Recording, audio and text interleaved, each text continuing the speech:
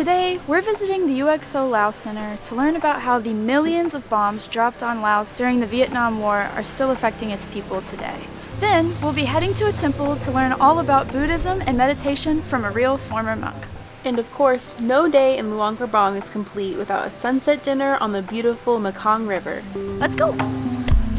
We're Jill and Hannah. Last year, we quit our jobs, sold everything we owned, and moved out of our apartment in Nashville, Tennessee. Now we're setting off on a journey to travel the world for as long as we possibly can. I wouldn't have minded the morning walk, but we're running a little behind, so we gotta ride.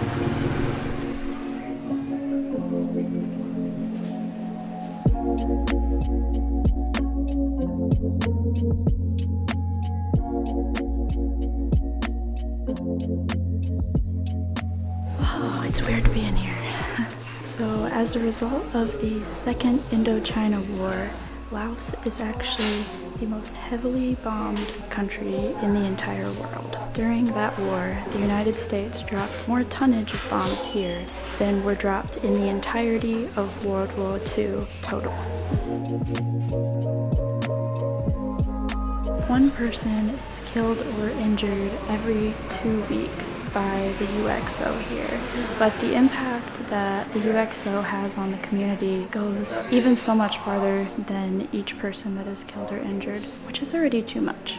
The fear of UXO in local villages and fields and forests can stop people from using that land for agriculture, and in some cases of rice paddies can stop them from digging as deeply as they need in order to produce food and have farms and provide for their families. So the presence of UXO leads to a ton of poverty.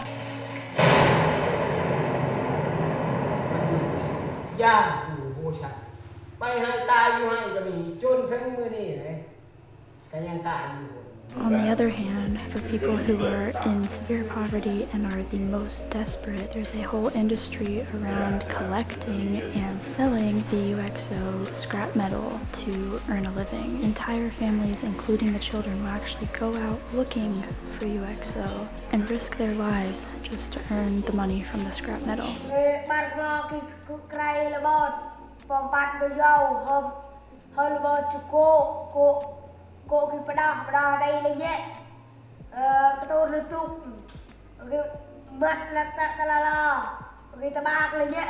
So UXO Lao is an operation that is working to defuse and clear all of the leftover bombs that never exploded that cover the entire country of Laos. UXO Laos also helps educate the people that live in all of these communities and villages about safety so that they don't accidentally detonate all the bombs.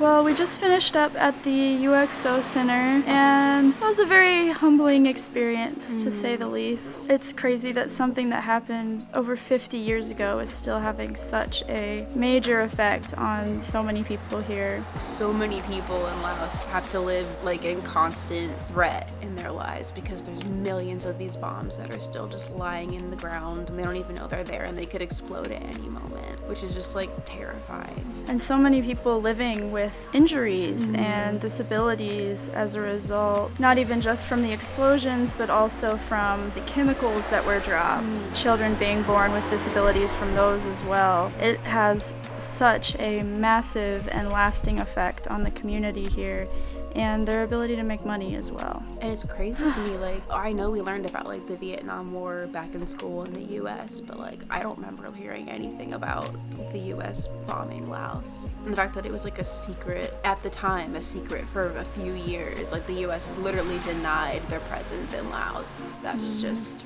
terrible. Our next activity will be a little less gut-wrenching, so stick with us.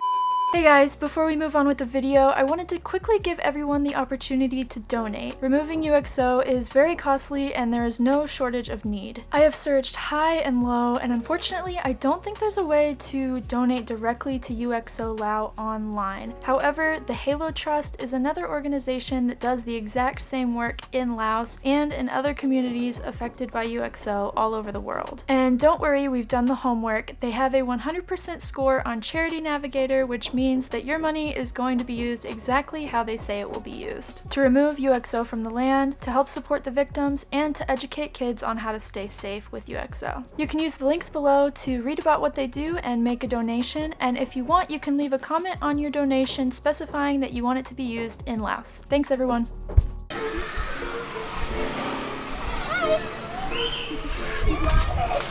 What's up? Did you guys have fun? You must be on video. Yeah? What you got? Yeah. What you got? You had a sale. You had a sale. Yeah. Look at them calling you Rapunzel. That's so freaking cute. The little kids followed us down the street, and I'm pretty sure they were calling me Rapunzel. So next we're headed to an Orange Robe Tour where a former monk will basically take us around the temple, talk about local culture and Buddhism, and then lead everyone in a guided meditation. Our guide started the tour by explaining the main beliefs and practices in Buddhism, as well as some of the local beliefs of other tribes in Laos. In Buddhism, we have different rules. The normal people have 5 rules, and then monks have 227 rules. We learned that the main reason monks don't have romantic relationships or close friendships is because of attachment. The ultimate goal of Buddhism is to be free from suffering, and in order to accomplish this, they cannot have attachments to anything or anyone in the world. Do you know the word nirvana? So that is our ultimately goal in Buddhism. I think nirvana means be free from suffering. If you learn about Buddhism, the key word is do not be ready to believe it. Do not believe something easily. If you listen from famous people, read from the book, from the scripture, do not believe it. But you can humbly learn. If you have a guide, learn from guide. But don't believe your guide. Don't believe him, just don't believe him.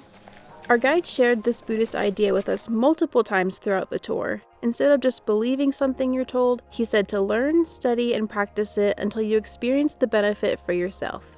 We had the perfect opportunity to put this into practice during the second half of the tour when our guide led us through 3 meditations inside of the temple. First, we did a 13-minute seated meditation where we closed our eyes and just focused on our breathing.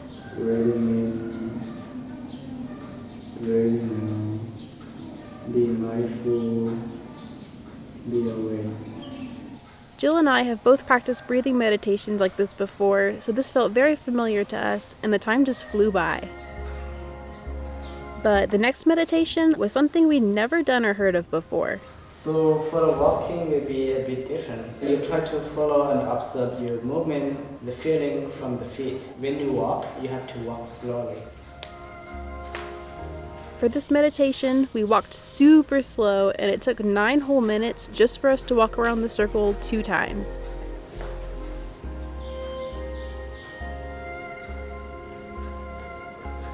The last meditation was a 5-minute standing meditation, and this one was basically just a standing version of the first meditation we did at the beginning.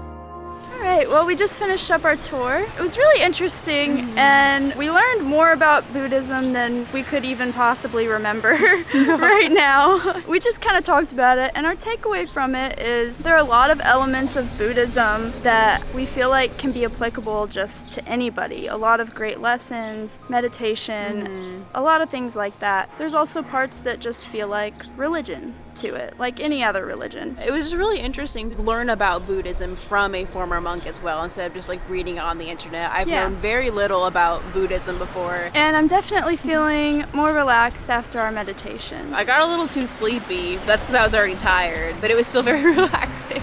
It's only 4:11, but I'm ready for dinner. Well, we barely ate today. I know. So we're gonna head down to hopefully somewhere by the river to have a little sunset dinner. And that'll be it for the day. Look at that.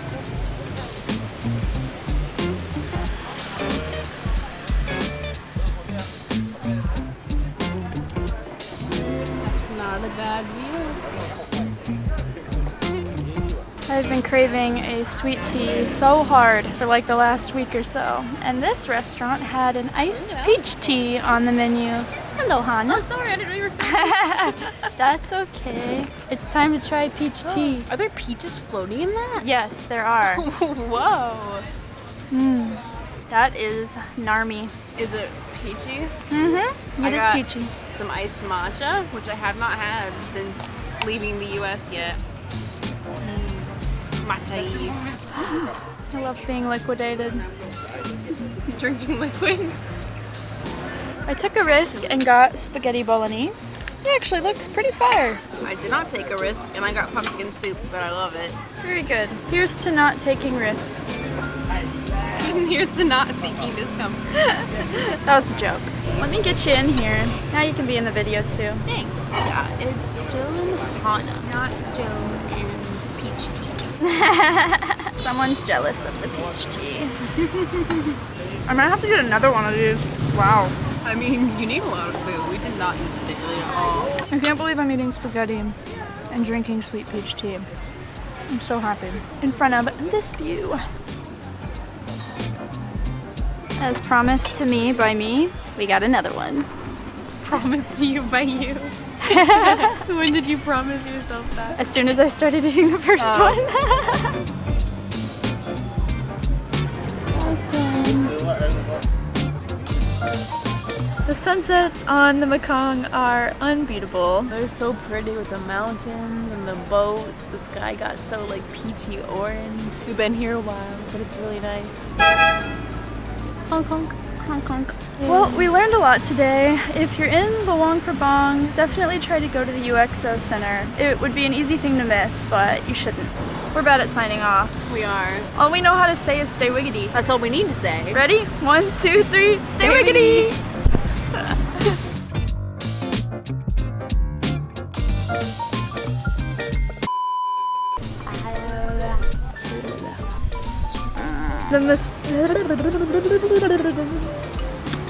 The what?